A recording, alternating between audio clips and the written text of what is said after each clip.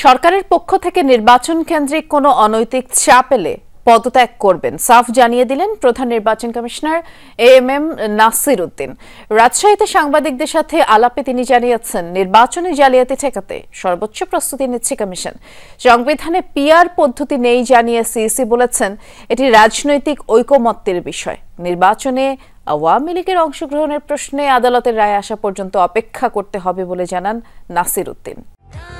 প্রাণ UHD milk, শুদ্ধতায় ও মমতায় সবসময় সেরা স্বাদে। শনিবার সকালে রাজশাহী আঞ্চলিক লোক প্রশাসন প্রশিক্ষণ কেন্দ্রে এই অঞ্চলে নির্বাচনী কর্মকর্তাদের সাথে ত্রয়োদশ জাতীয় নির্বাচন বিষয়ে মতবিনিময় সভায় অংশ নেন সিইসি।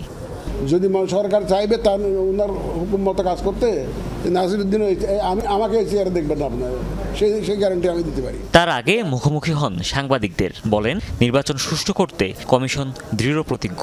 এক্ষেত্রে কোনো অনৈতিক হস্তক্ষেপ মেনে নেয়ার সুযোগ নেই। পিআর পদ্ধতি ইস্যুটি এখনও রাজনৈতিক আলাপ আলোচনার মধ্যে আছে উল্লেখ করে সিইসি বলেন, কমিশন পরিচালিত হয় শাসনতন্ত্র ও আইন দ্বারা। পিআর পদ্ধতি তো বিভিন্ন রাজনৈতিক দল দাবি করতেছে, এটা তো আমাদের কনস্টিটিউশনে নাই, কোনো আইনেও নাই।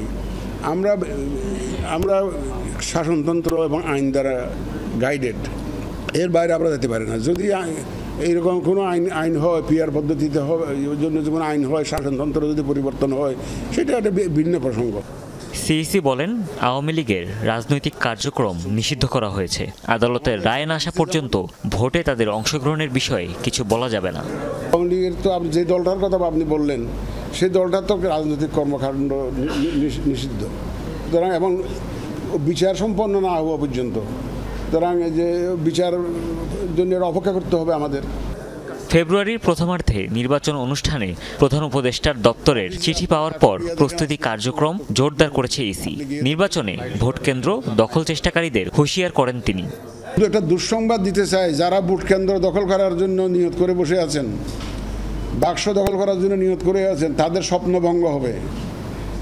তাদের স্বপ্নভঙ্গে আপনারা সেই দিন এই ইতিহাস ভুলে যান। যদি এরকম যে অনিয়ম দেখি যে একটা পুরা কেন্দ্রে, পুরা একটা কনস্টিটিউয়েন্সিতে গোলমাল হয়েছে, কেউ ভোট কেন্দ্র দখল করে এই ধরনের অবস্থা সৃষ্টি করেছে, পুরা কনস্টিটিউয়েন্সি আমরা ক্যান্সেল করে দেব। সীমানা নির্ধারণ সংক্রান্ত শুনানি শেষে এ সপ্তাহেই নির্বাচনী রোডম্যাপ ঘোষণা করবে কমিশন। রাজশাহী অঞ্চলের ৮টি জেলার ৯৩ জন নির্বাচনী কর্মকর্তা উপস্থিত ছিলেন সভায়। হুমায়ুন রশিদ, যমুনা নিউজ।